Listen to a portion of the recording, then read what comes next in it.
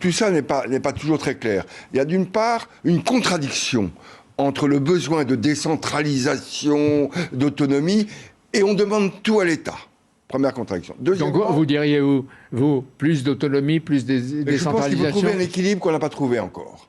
Inquiétude sur qu'est-ce qui va se passer demain, l'inflation, le pouvoir d'achat. Comment est-ce qu'on va assurer l'avenir de nos enfants?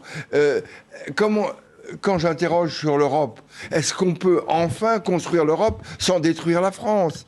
Il y a toutes ces interrogations, et ce qui me navre un petit peu, c'est que la campagne électorale est totalement confuse, et on attend de celles et ceux qui sont candidats qui répondent aux interrogations, aux doutes et aux angoisses. Donc ils ont une idée de ce que doit être un chef d'État ou une chef d'État. Oui, c'est-à-dire qu'ils nous disent, voilà la situation, voilà ce que je trouve, j'ai entendu votre angoisse, j'ai entendu vos doutes, j'ai entendu vos interrogations sur le fonctionnement de la justice, sur l'hôpital public quand même.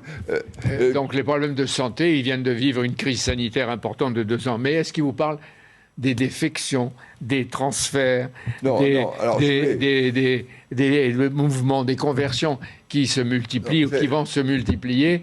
Qu'est-ce qu'ils vous disent? C'est de l'opportunisme, c'est quoi? C'est de la conviction. La politique, c'est pas un long fleuve tranquille. Alors, les pigeons voyageurs de la politique, il y en a toujours eu. J'ai connu ça.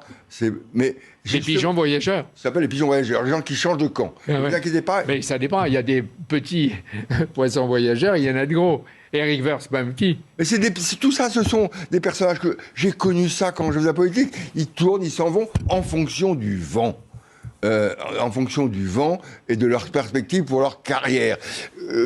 Tout ça ne m'intéresse pas. Ce que je voudrais pendant cette campagne, parce que c'est essentiel, c'est que celles et ceux qui s'engagent et qui veulent devenir nos responsables politiques nous disent comment est-ce que dans les 2 ans qui viennent, ils vont régler le problème de l'inflation. Comment dans les 2 ans qui viennent, on va rembourser les milliards de dettes. Comment dans les 2 ans qui viennent, on va assurer à nos enfants, à nos petits-enfants, un avenir. C'est ça le fondamental.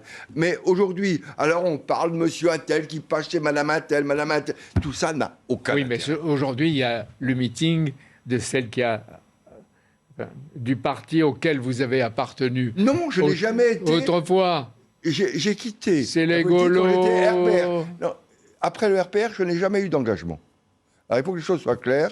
Moi, je suis gaulliste et j'étais RPR, et maintenant, je n'ai pas d'engagement partisan. Mais par exemple. Mais, je une seconde. Mais il m'est arrivé de voter à droite, mais aussi à gauche. Mais alors, justement, là, votre choix, est-ce que c'est Pécresse, la Gaulo, Chiraco, Sarkozy? Mon choix, c'est d'attendre la fin de ces agitations pour voir ce que les uns et les autres me proposent. Alors, pour mon pays. Du général